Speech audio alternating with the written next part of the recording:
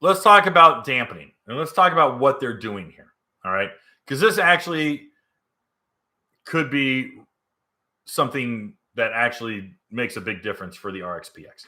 All right, steering input is still fly-by cable. All right, it's still cable operated. There's an arm, there's a cable, goes back all the way to the pump. You steer one way, pump pulls, or it pushes. That's how it goes. All right, you're just moving the steering nozzle. It's a mechanical one-to-one. That ski tracks and wanders in rough water. It's going like this. When you're in a corner, the tail is trying to push it. The tail is pushing, the thrust, the actual nozzle is pushing that ski, but the nose is fighting it.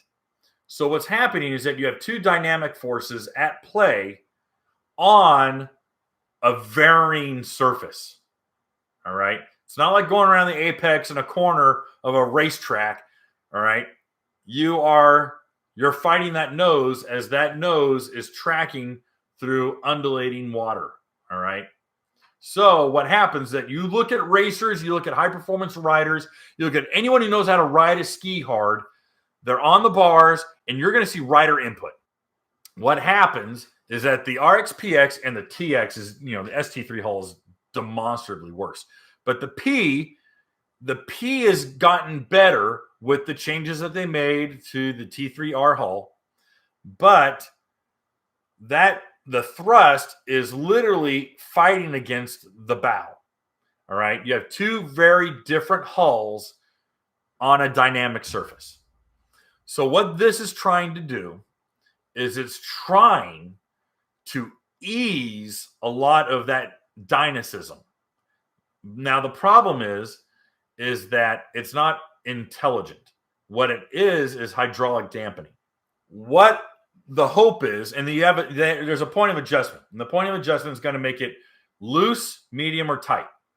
Tight is going to take out a lot of the dampening characteristic. You'll see a very small amount of dampening.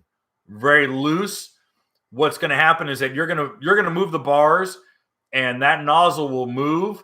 My concern is that when it moves or oscillates, you're not going to feel it in the bars. You're just going to be like this. I'm turning. And the nozzle's not going to be turning. And the problem is that these things, that the Sea-Doo hulls, because of that nose, that prow on the front of it, it's going to keep going straight. You're going to have your bars completely pinned, and it's just going to do this. That's my concern. That's my biggest concern.